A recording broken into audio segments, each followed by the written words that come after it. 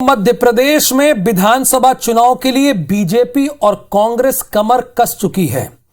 BJP जहां अपने senior नेताओं को पोलिंग बूथ गोद दिलवा रही है, नहीं इनका अभियान है, बूथों को जीतने के लिए संकल्प दिला रही है, तो कांग्रेस भी बीजेपी के नक्शे कदम पर चलते हुए उसके फार्मूले को अडॉप्ट कर रही है, यानी कोशिश कर रही है कि उनसे सीखा जाए।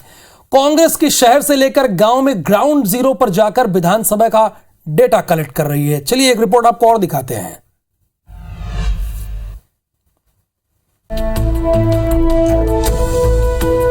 तेईस की चुनावी रेस, ग्राउंड पर बीजेपी कांग्रेस, बूथ को मजबूत करने सियासी कवायद। अब से करीब 10 महीने बाद एमपी में विधानसभा चुनाव होने हैं, जिसकी तैयारी में बीजेपी और कांग्रेस दोनों ही राजनीतिक दल जुटे हैं। पिछले चुनावों से सबक लेते हुए चुनावी रणनीति बनाई जा रही है।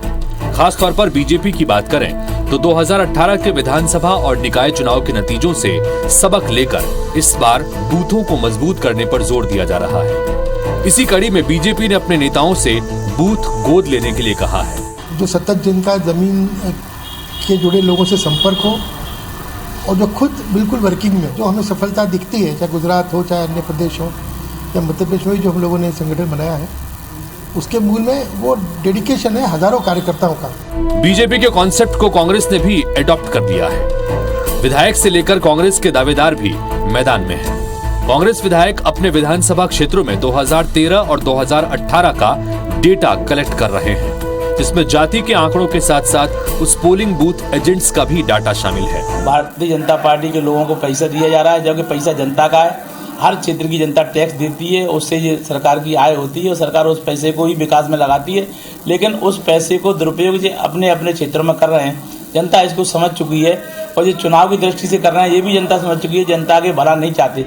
कांग्रेस के कुछ दावेदार तो गांव-गांव तक निकल पड़े हैं। मुखिया से लेकर हर आदमी से संपर्क साधा जा रहा है। पुरानी गलतियों और वीक पॉइंट को दूर करने के लिए राहुल की भारत जोड़ो यात्रा की तर्ज पर पदयात्रा निकाली जा रही है।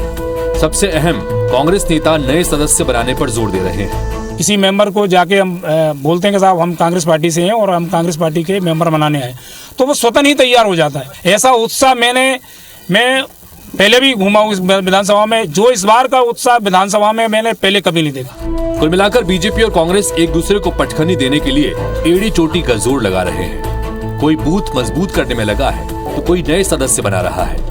अब वक्त ही बताएगा कि चुनावी दंगल में किसका दांव सही बैठता है और कौन किसे पटखनी देता है। ग्वालियर से नासिर गौरी के साथ इलेक्शन डेस्क, IBC 24।